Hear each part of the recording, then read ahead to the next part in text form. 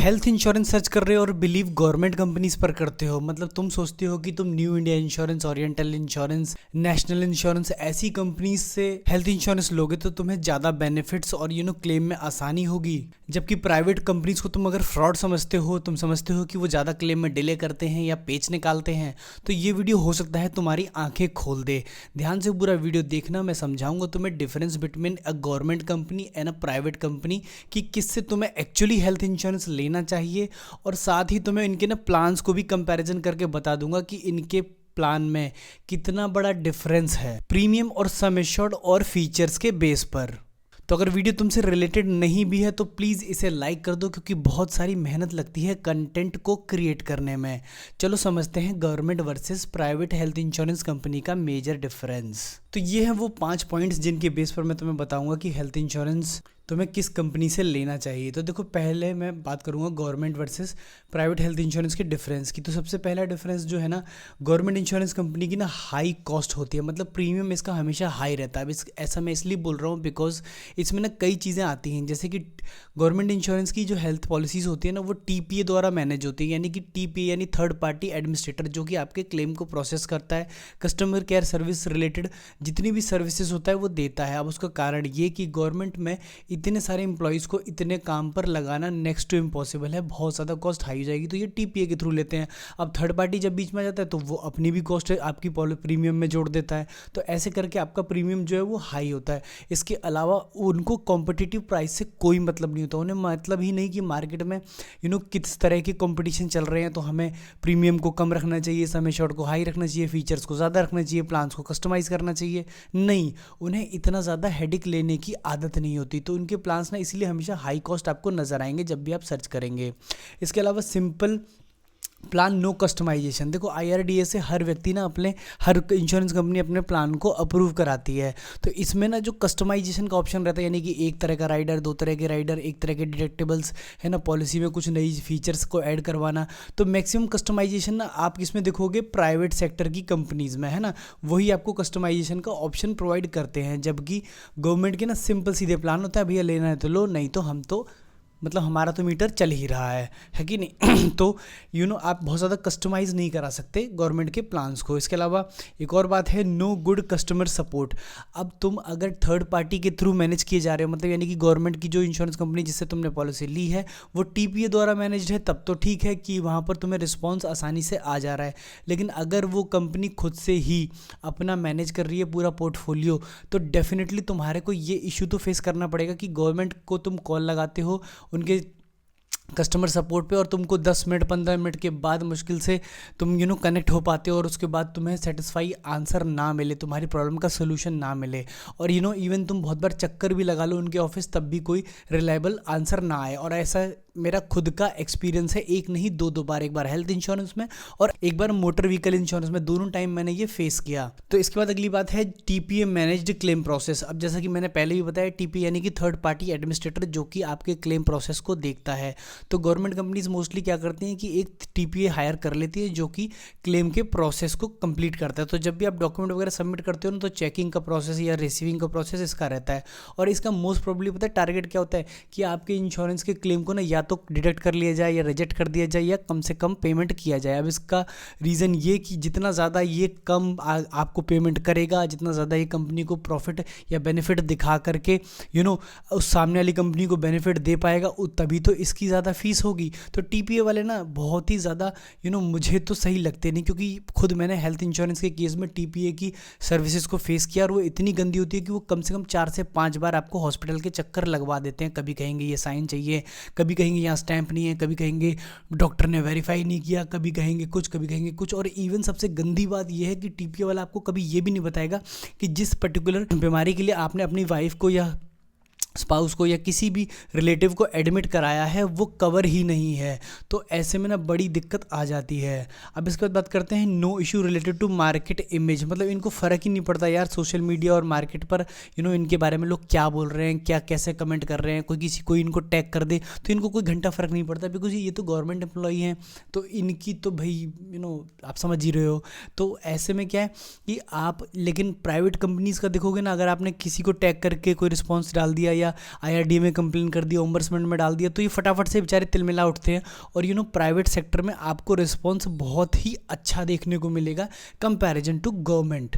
तो आप समझ गए होंगे कि कितने मेजर डिफरेंस हैं दोनों के बीच में। अब जो सबसे पहला मैंने बताया ना कि कॉस्ट के बेसिस पे और फीचर के बेसिस पर, है ना, तो फीचर के बेसिस पे ना मैं तुम्हें 3 पॉलिसीज उठाऊंगा, जिसमें 2 गवर्नमेंट पॉलिसीज होंगी और 1 प्राइवेट कंपनी की पॉलिसी उठाऊंगा, और मैं दिखाऊंगा कि कितना मेजर डिफरेंसेस है फीचर के बेस पर, कितने ज़्यादा फीचर्स आपको प्राइवेट सेक्टर वाली कंपनी दे देती है। तो फटाफट से देखते हैं। यहाँ पर मैंने पहले से ही रख लिया किस किस को। SBI जनरल को मैंने सबसे नंबर 1 पर रखा है, और इसका आरोग्य सुप्रीम मैंने प्लान लिया है, जो कि 5 लाख के सम एश्योर्ड के आता है, इसके साथ आता है, और 14,500 रुपये आपको सालाना इसका किस्त देना पड़ता है, यानी कि इंस्टॉलमेंट या प्रीमियम देना पड़ता है। अब ये प्लान जो मैंने बनाया है 3 लोगों के लिए, जिसमें कि हस्बैंड, वाइफ और 1 बेबी है, ठीक है, 3 लोगों के लिए या 2.5 लोगों के लिए ये प्लान है बेसिकली। अब दूसरा मैंने न्यू इंडिया एश्योरेंस के प्लान को युवा भारत गोल्ड हेल्थ पॉलिसी को रखा है। इसमें भी लगभग 14,500 के आसपास आपका प्रीमियम है सालाना, और 5 लाख रुपए का सम एश्योर्ड। तीसरा मैंने रखा नीवा भोपा, एक प्राइवेट कंपनी को, जो कि एस्पायर गोल्ड प्लस प्लान लेके आता है, जिसमें 5 लाख रुपये सम एश्योर्ड और 14,800 रुपये का प्रीमियम है। तो यहाँ मैंने इक्वल प्रीमियम के साथ 3 कंपनीज को रख लिया, जिसमें देश की नंबर 1 कंपनी, इसके बाद न्यू इंडिया इंश्योरेंस कंपनी, जो कि एक और गवर्नमेंट कंपनी, और तीसरी एक प्राइवेट कंपनी नीवा भोपा है।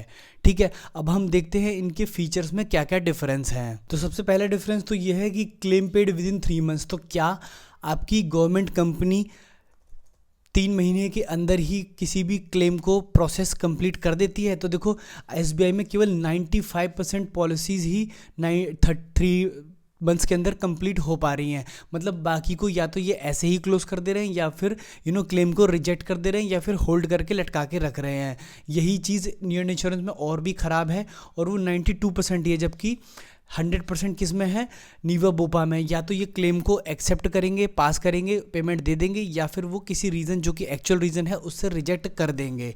ठीक है, अब इसके बाद आपके फीचर्स की बात करें तो रूम रेंट की लिमिट की अगर बात करूं तो देखो, इतना 14,500 रुपये आप पे कर रहे हो, उसके बाद भी आपको क्या मिल रहा है? Single private AC room. जबकि नीवा बोपा में आपको एनी कैटेगरी का रूम, केवल सूट को छोड़ दो, बाकी किसी भी हॉस्पिटल में कोई भी रूम एक्सेप्ट कर लेंगे आपको। मतलब जाओ और मौज मारो। खैर, हेल्थ के केस में कोई मौज नहीं मारता, सॉरी यार, बेचारा तबीयत ख़राब है उसकी। हाँ, सिंगल AC प्राइवेट रूम का क्या मतलब है? अब तुम कहोगे सिंगल AC प्राइवेट रूम में बुराई क्या है? बुराई इसकी सबसे गंदी ये है कि सिंगल AC प्राइवेट रूम का ये मतलब होता है कि बेस कैटेगरी का, किसी भी हॉस्पिटल में बेस कैटेगरी का जो भी AC रूम है, सबसे लोवेस्ट वाला, वो आपको मिलेगा। अगर गलती से भी आपने कोई जरा सा भी हाई क्लास वाला रूम गलती से भी चुन लिया, तो उसी प्रपोर्शन में आपके जितने भी एक्सपेंसेस हैं मेडिकल के, यानी कि आपको ड्रॉप लगी थी, आपको मेडिसिन खर्च हुई थी, आपका प्रेस्क्रिप्शन हुआ था हॉस्पिटल में, आपका और दूसरे टेस्ट हुए थे, उन सब का पैसा कट जाएगा अकॉर्डिंग टू दिस। अब देखो, IRDA जो पॉलिसी अप्रूव करता है ना, वो लगभग सबकी सेम ही रहती है, केवल फीचर्स ज़्यादा या कम हो सकते हैं, है ना। तो कोई भी कंपनी, इवन प्राइवेट कंपनी भी आपको ये कह के धोखा नहीं दे सकती कि मतलब हमने आपको ये वाला हिडन क्लाउज बताया नहीं था। जितने भी क्लाउजेज होते हैं आपकी पॉलिसी में, उसको मेंशन करने होते हैं, और अगर वो मेंशन है और आपने पढ़ रखे हैं, आपको पता है कि आपका प्रोडक्ट क्या है और क्या आपने एक्चुअली लिया है, उसके अकॉर्डिंग अगर आप खर्च करते हैं तो कोई भी आपके क्लेम को रिजेक्ट नहीं करता है, ना गवर्नमेंट कंपनी ना ही प्राइवेट कंपनी। लेकिन क्योंकि प्राइवेट कंपनी आपको फीचर्स ज़्यादा दे रही है, तो वहाँ पर एडवांटेज आपको ज़्यादा मिलता है, जैसा कि आपने अभी एक बार देख लिया। अब आगे बात करते हैं रिस्टोरेशन ऑफ कवर की। तो 5 लाख का सम एश्योर्ड दे रहे हैं, और कह रहे हैं 1 इन अ ईयर केवल रिन्यू होगा, मतलब सिर्फ साल में एक ही बार रिन्यू होगा। मतलब अगर आपने कहा ये जो 5 लाख रुपए का सम एश्योर्ड था वो कंज्यूम हो गया, तो एक बार और मिल पाएगा। टोटल 10 की पॉलिसी हो गई, मतलब यानी कि 10 लाख रुपए तक आप एक साल में खर्च कर पाएंगे। अब इसमें भी समस्या ये है कि एक बार हॉस्पिटल से आउट होंगे तभी आप दूसरा क्लेम बना पाएंगे, सीधी सी बात है कि नहीं? क्योंकि 5 लाख तो एक ही क्लेम तक एक्सेप्ट होगा, दूसरे क्लेम के लिए फिर आपको या तो एडमिट होना पड़ेगा दोबारा से, तभी आप क्लेम कर पाएंगे। अब ऐसे युवा में बात करें तो ये भी वंस और अनरिलेटेड एक्सपेंसेस के लिए करते हैं। मतलब अगर कोई पर्सन बीमार है जो कि हॉस्पिटल में एडमिट था, उसका 5 लाख रुपए तक सम एश्योर्ड कंज्यूम हो गया, तो अब अगर वो उसी साल दोबारा भी एडमिट होता है समस्या के लिए, तो भैया कवर नहीं होगा, केवल अनरिलेटेड इलनेस के लिए ही कवर किया जाएगा। मतलब इसे तो आप सिर्फ 5 ही मान के चलो। अब इसके बाद करते हैं एस्पायर गोल्ड की बात। तो 5 lakhs अनलिमिटेड टाइम्स, मतलब कितनी बार भी इलनेस, कौन सी, रिलेटेड एंड अनरिलेटेड दोनों, है ना। यहाँ देखो साफ साफ लिखा है both, related and unrelated, maximum up to 100%। मतलब यानी कि आप हॉस्पिटल में आपका कोई पर्सन एडमिट है और उसको जो समस्या होती है तो वो 5 लाख रुपए तक उसका बिल बनता है, तो वन टाइम में उसका कंज्यूम हो गया, फिर उसके बाद वो डिस्चार्ज होता है और हो सकता है उसको 20-25-30-40 दिन के बाद फिर से दोबारा एडमिट होना पड़ा, तो आपके पास अनलिमिटेड टाइम्स तक वो 5-5 लाख रुपए आते रहेंगे, वो जितनी बार भी एडमिट हो। तो कौन सा प्लान बेस्ट लगा आपको? यही लगा, है ना। इसके बाद रिन्यूअल बोनस की अगर बात करें तो 75,000 रुपये का रिन्यूअल बोनस मिलेगा, और जो मैक्सिमम 5 लाख तक जाएगा, मतलब 5 लाख का सम एश्योर्ड है, वो बोनस के साथ लगभग 10 लाख रुपए तक ही हो पाएगा।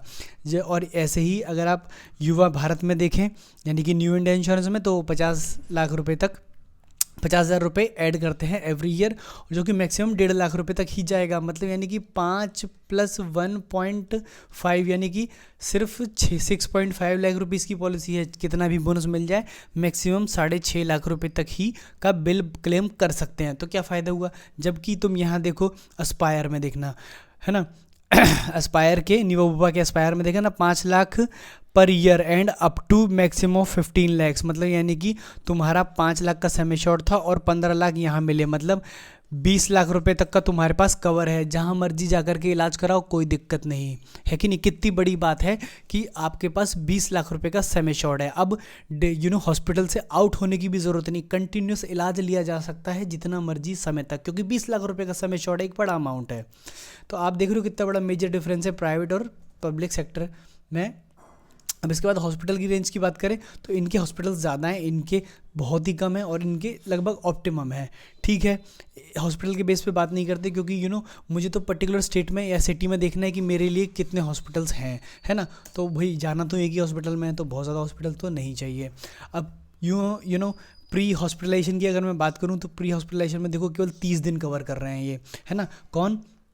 SBI वाले। इतनी बढ़िया पॉलिसी बना रहे हो, इतना प्रीमियम ले रहे हो, उसके बाद भी 30 डेज कवर, चलो ठीक है। युवा भारत यानी कि न्यू इंडिया इंश्योरेंस केवल 60 दिन कवर करता है, एस्पायर भी 60 दिन कवर करता है, तो ठीक है, ये एक ठीक ठाक अमाउंट है, इससे ज़्यादा होगा नहीं।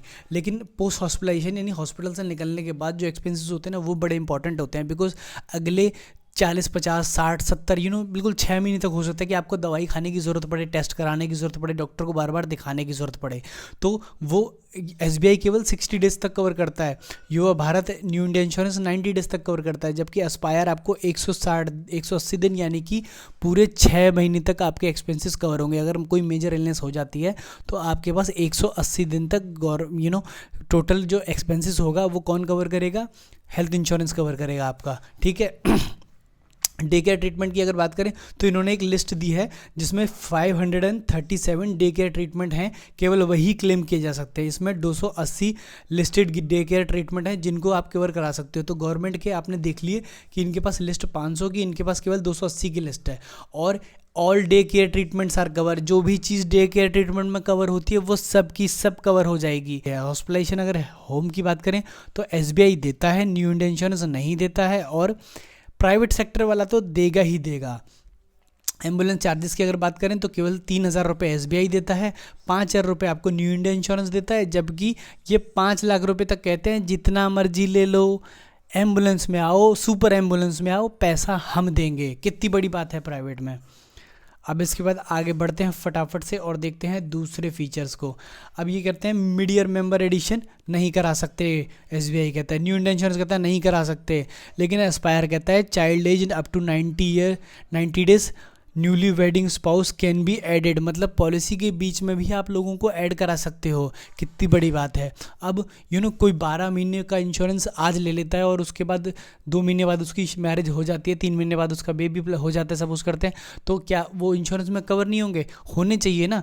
तो ये फीचर क्यों नहीं है आपके पास? होना चाहिए। आप एक अच्छी कंपनी है, आप गवर्नमेंट कंपनी है, आप एक ऑनेस्ट कंपनी है, आपके पास होना चाहिए। अब देखो एस्पायर गोल्ड ने तो दिया है भाई, प्राइवेट दे रहा है। अब फ्री हेल्थ चेकअप की अगर बात करें तो once every year after first renewal, यानी कि सेकेंड ईयर से आपको मिलने लगेगा। Free health checkup every year after renewal of adult insured members in the diagnostic center, मतलब पर्टिकुलर डायग्नोस सेंटर पे जा करके केवल एडल्ट लोग, यानी कि जो इस पॉलिसी में 2 बड़े पर्सन इंक्लूड है उनका ही किया जाएगा। Once after every 2 continuous claim free years, है ना, हर 2 साल के बाद, जब वो भी कब, जब आप क्लेम फ्री रहेंगे तो, यानी कोई क्लेम नहीं करोगे तो भैया हम कराएंगे हेल्थ चेकअप, ठीक है। अब यहाँ पर क्या, इंडिविजुअल मैक्सिमम 5,000 पर पर्सन, फैमिली फ्लोटर 10,000, मतलब 10,000 रुपये के आप करा सकते हो। कब? अवेलेबल वंस एवरी ईयर, है ना, for all the insured member who are of 18 years and above, starting from day 1 of test selected from the approved list, मतलब इनकी एक लिस्ट है टेस्ट वाली, उस लिस्ट से 10,000 रुपये तक के टेस्ट आप करा सकते हो। किसके लिए? फैमिली के दोनों एडल्ट्स के लिए, और वो जो 18 साल से ऊपर की एज है उनके लिए, मतलब अगर आपका बच्चा भी है तो 18 साल से ऊपर तो वो भी इंक्लूडेड होता है, ठीक है। कितनी बड़ी बात है कि साल में 10,000 रुपये के, तो आपने 14,000 रुपये की तो पॉलिसी खरीदी और 10,000 रुपये के आप टेस्ट करा सकते हो, कितनी बड़ी बात है। डिस्काउंट की बात करें तो भैया SBI में कोई डिस्काउंट नहीं है, न्यू इंडिया इंश्योरेंस में भी रिन्यूअल पे कोई नहीं है। एस्पायर आपको 30% तक डिस्काउंट दे सकता है, मतलब 14,000 की पॉलिसी है और चलते 4,000 रुपये तक का आपको डिस्काउंट भी मिल सकता है। अगर 2,000 का भी मिला तो भी बुरा नहीं है यार, 12,000 की प्रीमियम पड़ी ना फिर तो। अब इसके बाद करते हैं डे कैश अलाउंस की बात, तो भैया SBI नहीं देता, ये 500 रुपये तक आपको दे सकते हैं, है ना, फॉर 5 डेज। अगर इससे ऊपर होता है तो नहीं मिलेगा। Optional benefit up to 1,000 per day, मतलब भैया प्राइवेट है तो ज़्यादा ही देगा, 1,000 रुपये आपको दे देगा पर डे के हिसाब से, लेकिन ऑप्शनल बेनिफिट है, वो शेयर्ड रूम के केस में आपको मिलेगा। यहाँ पे भी वही रहेगा कि शेयर्ड अगर रूम लेते हैं तो ही पैसा मिलता है, लेकिन यहाँ पर 1,000 मिल रहा है, ये अपने आप में बड़ी बात है। आउट पेशेंट कंसल्टेंसी तीनों में ही ऑलमोस्ट अवेलेबल नहीं है, क्योंकि अगर लेना चाहते हैं तो एक्स्ट्रा प्रीमियम देना पड़ेगा। अब इसके बाद बात करते हैं वेटिंग पीरियड की, तो ऑब्वियसली स्टैंडर्ड पॉलिसी है तो वेटिंग पीरियड सबका सेम ही रहता है, लेकिन एग्जिस्टिंग इलनेस कवर को ये 2 साल में कर लेते हैं। बट इसको ना ये ज़्यादा मैटर करता नहीं, क्योंकि जब भी कोई क्लेम रेस करता है ना तो ये लोग ना जनरली उस क्लेम को रिजेक्ट ही मार देते हैं, कहते हैं कि ये अगर तुम्हें एग्जिस्टिंग इलनेस पहले से थी तो तुमने हमें बताया था तो प्रीमियम ज़्यादा देना पड़ेगा, ये वो। तो मतलब एग्जिस्टिंग इलनेस के बारे में तो आदमी सोचे ही ना, अगर है तो अकॉर्डिंगली उसको आराम से ही प्लान करके सोच समझ के ले। तो मैं सोचता हूँ कि वेटिंग पीरियड पर ना लगभग तीनों सेम पेज पर हैं। हालांकि न्यू इंडिया इंश्योरेंस कहता है कि वो जल्दी स्पेसिफिक इलनेस और क्या कहता है एग्जिस्टिंग इलनेस को कवर कर लेता है, तो ठीक है, इसको हम एडवांटेज मान सकते हैं। अब इसके बाद करते हैं ऑल्टरनेट मेडिसिन की, तो ये तीनों ही बराबर हैं। वर्ल्ड वाइड कवरेज की तो ऑप्शनल है, available as an optional consumables भी तीनों में नहीं है ऑलमोस्ट। डोमेस्टिक इवैक्यूएशन की बात करें तो ये 4,000 रुपये तक एक्सेप्ट करते हैं, मतलब एक हॉस्पिटल से दूसरे हॉस्पिटल में ट्रांसफ़र। एस्पायर वाले 5 लाख तक कवर करते हैं, चलो 50,000 रुपये में भी हो जाएगा, तो गवर्नमेंट कंपनी को यहाँ पर तो अपन दोष नहीं देंगे। ऑर्गन डोनेशन की बात तीनों ही बराबर करते हैं, वैक्सीन कोई भी एक्सेप्ट नहीं कर रहा है।